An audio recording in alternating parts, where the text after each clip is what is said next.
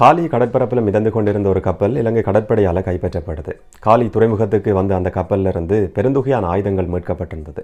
3000க்கும் அதிகமான துப்பாக்கிகள், 35 லட்சத்துக்கும் அதிகமான தோட்டாக்கள், 3.5 மில்லியனுக்கும் அதிகமான தோட்டாக்கள், எந்தவிதமான பதிவுகளும் ஆவணங்களும் இல்லாமல் அந்த கப்பலில் இருந்து மீட்கப்பட்டிருந்தது.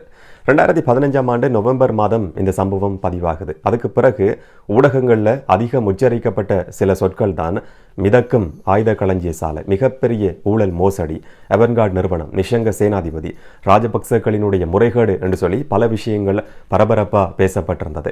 இந்த ஒரு மோசடி மூலம் மட்டும் இலங்கை அரசாங்கத்துக்கு ஏற்பட்ட நட்டம், இழப்பு 11.4 பில்லியன் ரூபாய், 1140 கோடி ரூபாய் நட்டத்தை, இழப்பை இலங்கை அரசாங்கம் சந்திச்சிருக்கு என்று சொல்லி மதிப்பிடப்பட்டிருந்தது. இந்த மிதக்கும் ஆயுத களஞ்சிய சாலை சம்பந்தமான பழைய ஃபைல்கள் திரும்பவும் புதிய ஆட்சி காலத்தில் இப்போ திறக்கப்பட இருக்கு. விசாரணைகள் திரும்பவும் ஆரம்பிக்கப்பட இருக்கு. அவன்கார்ட் மோசடின்னு சொன்னால் என்ன, இந்த மிதக்கும் ஆயுத களஞ்சிய சாலையில் என்ன நடந்தது என்றதை பற்றி தான் ஒரு ஃப்ளாஷ்பேக்காக இந்த பதிவில் பார்க்க போகிறோம். விளக்கமாக பார்க்கலாம். வணக்கம், நான் கிருஷாந்த் ராஜ்.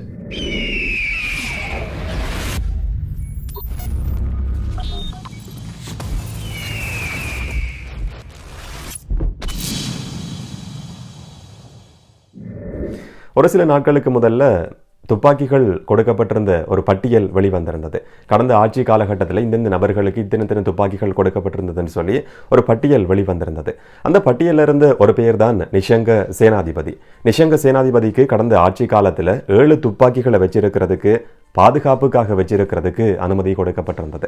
நிஷங்க சேனாதிபதியினுடைய பெயர் வெளிவந்த சந்தர்ப்பத்தில் அவர் அவன்கார்ட் நிறுவனத்தினுடைய தலைவர் என்றதும் ஊடகங்களில் குறிப்பிடப்பட்டிருந்தது. அது ஒரு காணொலியை பதிவு செய்த சந்தர்ப்பத்தில் அவன்கார்டுன்னு சொன்ன என்னன்றதை சுருக்கமாக சில விஷயங்களை சொல்லியிருந்தேன். நீங்கள் விரும்பினா இன்னும் ஒரு காணொலியில் பார்க்கலாம் என்று சொல்லியும் உங்களுடைய கருத்துக்களை கேட்டிருந்தேன். பலர் கேட்டுக்கொண்டதுக்கு இணங்க இந்த காணொலியை நான் முழுமையாக பதிவு செய்கிறேன். எதிர்வரும் நாட்களில் இந்த மாதிரியான மோசடிகள் பற்றி ஒரு சீரியஸாக வெளியிடலாம் என்று சொல்லியும் ஒரு எண்ணம் இருக்குது. இந்த காணொலிக்கு நீங்கள் தரப்போகிற ஆதரவுக்கு அமைய அது சம்பந்தமாக ஒரு தீர்மானத்தை எடுப்போம். 2015ஆம் ஆண்டு ஒரு ஆட்சி மாற்றம் நடக்குது. கோட்டாபய ராஜபக்ச பாதுகாப்பு செயலாளர் இருந்த காலகட்டம், மஹிந்த ராஜபக்ச ஜனாதிபதியாக இருந்த காலகட்டம், மைத்ரிபால சிறிசேன நல்லாட்சி என்று சொல்லப்படுற ஆட்சி காலம் அங்கு உருவாகுது. 2015 நவம்பரில் இந்த சம்பவங்கள் எல்லாம் பதிவாகி கொண்டிருக்கு. அப்போதான் ஒரு பரபரப்பான செய்தி ஊடகங்களில் பேசப்படுது. காலி துறைமுகத்திலிருந்து பெருந்தொகையான ஆயுதங்கள் மீட்கப்பட்டிருக்குன்னு சொல்லி மகனுவர என்று சொல்லப்படுற ஒரு கப்பல் காலி கடற்கரையில் கடற்பகுதியில் நங்கூரமிடப்பட்டிருந்தது. அந்த கப்பல் இலங்கை கடற்படையால் சுற்றி வளைக்கப்பட்டு காலி துறைமுகத்துக்கு கொண்டு வரப்பட்டதுக்கு பிறகு இந்த மாதிரி பெருந்தொகையான ஆயுதங்கள் மீட்கப்படுது. அதாவது ஒரு ஆட்சி மாற்றம் நடந்ததுக்கு பிறகு, ராஜபக்சக்கள் பதவியிலிருந்து தூக்கி எறியப்பட்டதுக்கு பிறகு இந்த சம்பவங்கள் எல்லாமே பதிவாகுது. அந்த கப்பல்ல இருந்து தான் கிட்டத்தட்ட 3000க்கும் அதிகமான துப்பாக்கிகளும், 35 லட்சத்துக்கும் அதிகமான தோட்டாக்களும், எந்த விதமான ஆவணங்களும் இல்லாமல் கைப்பற்றப்படுது. கிட்டத்தட்ட 59 துப்பாக்கிகளினுடைய சீரியல் இலக்கங்கள் திட்டமிட்டு அளிக்கப்பட்டிருந்தது. அதை ட்ரேஸ் பண்றதை தடுக்கிறதுக்காக இந்த மாதிரியான செயற்பாடு முன்னெடுக்கப்பட்டிருந்தது என்று சொல்லி குற்றம் சுமத்தப்பட்டிருந்தது. இங்குதான் அவன்கார்ட் என்ற நிறுவனத்தினுடைய பெயர் பேசப்படுது. நிஷங்க சேனாதிபதி என்று சொல்லப்படுற ஒரு நபருடைய பெயரும் உச்சரிக்கப்படுது. அவன்கார்ட் நிறுவனம் என்றது 2012ஆம் ஆண்டு தொடக்கம் 2015ஆம் ஆண்டு வரைக்கும் இலங்கையில் ஒரு மிதக்கும் ஆயுத களஞ்சிய சாலையை நடத்தின தனியார் நிறுவனம். இந்த தனியார் நிறுவனத்தினுடைய செயற்பாடு எப்படி இருந்ததுன்னு சொன்னால், ஏடன் வளைகுடா, இந்து சமுத்திரம், செங்கடல் பிரதேசம், அரபுக்கடல் இந்த மாதிரியான பகுதிகளில் பயணம் செய்கிற கப்பல்களுக்கு பாதுகாப்புக்காக துப்பாக்கிகளை, ஆயுதங்களை வாடகைக்கு கொடுக்கிற ஒரு தனியார் நிறுவனமாக இது செயற்பட்டு வந்திருந்தது. அதுக்கான அனுமதி பாதுகாப்பு அமைச்சாலையும் கொடுக்கப்பட்டிருந்தது.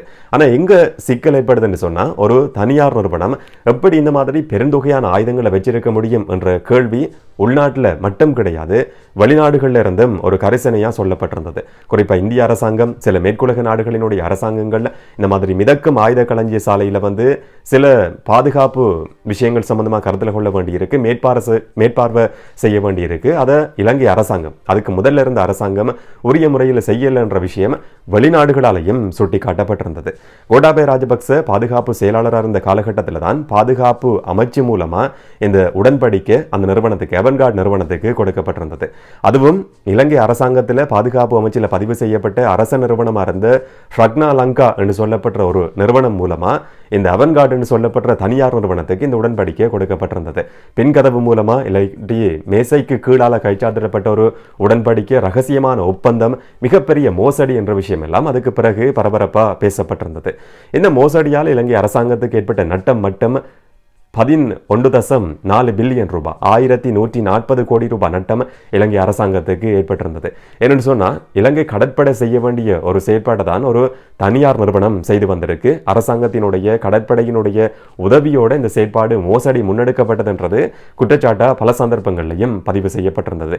இதனால் தான் இலங்கை அரசாங்கத்துக்கு கிடைக்க வேண்டிய வருமானம் இழக்கப்பட்டிருக்கு. ஒரு நட்டம், மிகப்பெரிய கோடிக்கணக்கான ரூபாய் நட்டத்தை இலங்கை அரசாங்கம் பொதுமக்கள் சந்திச்சிருக்கிறாங்க என்ற விஷயம் கடந்த காலங்களில் பேசப்பட்டிருந்தது. இது சம்பந்தமான விசாரணைகள் முன்னெடுக்கப்பட்ட நேரத்தில் மாலைதீவுக்கும் இந்த அவன்கார்ட் நிறுவனத்துக்கும் இடையிலான ஒரு தொடர்பு சம்பந்தமான தகவல்களும் வெளிவருது. இலங்கையில் மட்டும் கிடையாது, வெளிநாடுகளோடையும் சர்வதேச நாடுகளோடையும் சம்பந்தப்பட்ட ஒரு மிகப்பெரிய மோசடியாகவும் கொடுக்கல் வாங்கலாகவும் பல சந்தர்ப்பங்களில் சுட்டிக்காட்டப்பட்ட ஒரு விஷயம் தான் இந்த மிதக்கும் ஆயுத களஞ்சிய சாலை என்றது. குறிப்பா விடுதலை புலிகள்கிட்ட இருந்து கைப்பற்றப்பட்ட ஆயுதங்களும் இந்த கப்பலில் இருந்திருக்க முடியும், அது கடத்தப்பட்டு விற்பனை செய்யப்பட்டிருக்க முடியும் என்ற குற்றச்சாட்டும் கூட ஒரு சந்தர்ப்பத்தில் முன்வைக்கப்பட்டிருந்தது. இதை தவிர வேற வெளித்தரப்புகளுக்கு இலங்கையிலிருந்து ஆயுதங்கள் சட்டவிரோதமாக விற்பனை செய்யப்பட்டிருக்கலாம் என்ற குற்றச்சாட்டம் பல நபர்களால் முன்வைக்கப்பட்டிருந்தது. முறைப்பாடுகள் பல தரப்பட்டையும் பதிவு செய்யப்பட்டிருந்தது. மாலைதீவுக்கும் இதுக்கும் இடையிலான தொடர்பை பொறுத்த வரைக்கும் இந்த கப்பல் ஒரு சந்தர்ப்பத்தில் மாலைதீவு நோக்கி பயணம் செய்திருக்கு. அப்படி பயணம் செய்த இந்த கப்பலினுடைய GPS ஆஃப் பண்ணப்பட்டதுக்கு பிறகுதான் அந்த கப்பல் பயணம் செய்தது என்றது விசாரணைகளுக்கு பிறகு கண்டுபிடிக்கப்பட்டிருந்தது. அந்த மாதிரி இந்த கப்பல் பயணம் செய்த மாலைதீவு நோக்கி பயணம் செய்த காலகட்டத்தில் ஒரு கோ இன்சிடெண்டா இன்னும் ஒரு சம்பவம் நடக்குது. அந்த காலகட்டத்தில் மாலைதீவினுடைய ஜனாதிபதியா இருந்த அப்துல்லா யாமின் பயணம் செய்த ஒரு அதிவிரைவு படகுல வெடிச்சம்பவம் பதிவாகுது. இதில் அவர் அதிர்ஷ்டவசமா உயிர் தப்புறாரு. அவருடைய மனைவியும் பாதுகாவலரும் காயமடைகிறாங்க. அதுக்கு பிறகு கொலை முயற்சியில் ஈடுபட்டார் என்ற குற்றச்சாட்டின் அடிப்படையில் மாலைதீவினுடைய உபஜனாதிபதி கைது செய்யப்பட்டிருந்தார். இந்த மாதிரியான சம்பவம் ஒரு கோ இன்சிடெண்டா அந்த காலகட்டத்தில் பதிவாகி இருந்தது.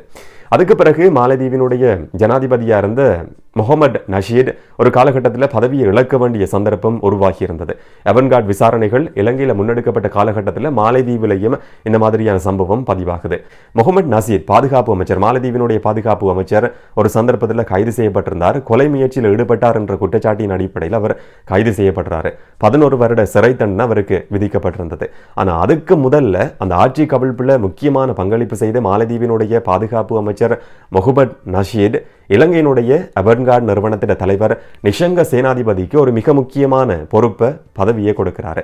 அதுதான் மாலைதீவினுடைய சர்வதேச கடற்பாதுகாப்புக்கான ஒருங்கிணைப்பாளர் என்ற பதவி. ஆயுத கடத்தல் சம்பந்தமா குற்றம் சாட்டப்பட்ட ஒரு நபருக்கு மாலைதீவில் வெடிபொருட்களை பயன்படுத்தி கொலை முயற்சியில் ஈடுபட்டார் என்று சொல்லி குற்றம் சாட்டப்பட்ட நபர் மூலமா ஒரு மிக முக்கியமான பதவி கொடுக்கப்பட்டிருந்தது. மாலைதீவுக்கும் இலங்கையிலிருந்து பெருந்தொகையான ஆயுதங்கள் கடத்தப்பட்டிருக்கலாம் என்று சொல்லி ஒரு குற்றச்சாட்டு கடந்த காலத்தில் முன்வைக்கப்பட்டிருந்தது. இந்த வழக்கு விசாரணையினுடைய உச்சகட்டமாக 2019ஆம் ஆண்டில் கோட்டாபய ராஜபக்சவை கைது செய்யறதுக்கு நீதிமன்றம் உத்தரவு பிறப்பிக்குது. ஆனால் எதிர்பார்த்த மாதிரியே 2019 ஒரு ஆட்சி மாற்றம் நடக்குது. கோட்டாபய ராஜபக்ச ஜனாதிபதியாக தெரிவு செய்யப்படுறார். அதுக்கு முதல்லையே வழக்கு விசாரணைகள் பல காரணங்களுக்காக தாமதமாகி இருந்தது.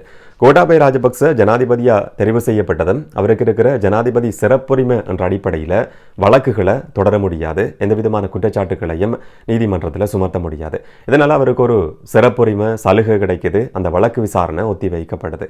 அப்படியே 2 வருஷம் கழிச்சதுக்கு பிறகு 2021ஆம் ஆண்டுல சட்டமாதிபர் திணைக்களத்தால போதுமான சாட்சியங்கள் ஆதாரங்கள் சமர்ப்பிக்கப்படல என்ற அடிப்படையில் கோட்டாபய ராஜபக்ச இந்த வழக்கில் இருந்து விடுதலை செய்யப்பட்டிருந்தார். என்னென்னு சொன்னால் அவர் ஜனாதிபதி பதவியிலிருந்து விலக்கப்பட்டதுக்கு பிறகும் இந்த வழக்கை திரும்ப தொடர முடியும் என்ற அடிப்படையில் அந்த காலகட்டத்திலேயே அவர் ஜனாதிபதியாக இருந்த சந்தர்ப்பத்திலேயே இந்த வழக்கு விசாரணை முடிவுக்கு கொண்டு வரப்பட்டிருந்தது.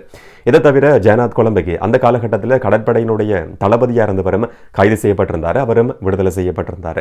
இதை தவிர நிஷங்க சேனாதிபதியும் ஒரு காலகட்டத்தில் அவன்கார்ட் நிறுவனத்தினுடைய தலைவரும் கைது செய்யப்பட்டு அதுக்கு பிறகு விடுவிக்கப்பட்டிருந்தார்.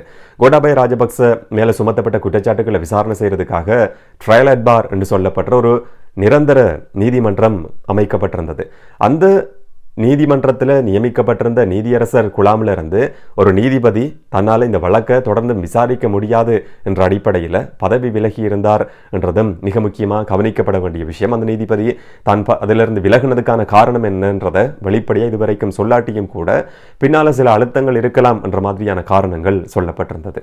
இதை தவிர நிஷங்க சேனாதிபதி அவன்கார்ட் நிறுவனத்தினுடைய தலைவர் சம்பந்தமாக பனாமா பேப்பர்ஸ் என்று சொல்லப்படுற ஒரு ஆவணம் வெளிவந்திருந்தது, லீக்கான ஆவணம் என்று சொல்லப்பட்டிருந்தது.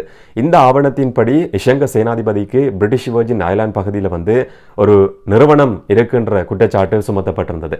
குறிப்பாக இலங்கையை சேர்ந்த நபர்கள் வெளிநாடுகளில் நிறுவனங்கள் ஆரம்பிக்க முடியும், ஆனால் இலங்கையில் உள்நாட்டு இறைவரி திணைக்களத்தில் அதை பதிவு செய்ய வேண்டியிருக்கும், வருமானத்துக்கு வருமான வரியை செலுத்த வேண்டியிருக்கும். ஆனால் இந்த விதமான பதிவுகளும் இலங்கையில் கிடையாது. இந்த மாதிரி வெளிநாடுகளினுடைய தொடர்புகளையும் வச்சிருந்த ஒரு நபர் தான் அவன்கார்ட் நிறுவனத்தினுடைய தலைவர் நிஷங்க சேனாதிபதி. அவரும் இந்த வழக்கில் இருந்து விடுவிக்கப்பட்டிருந்தார்.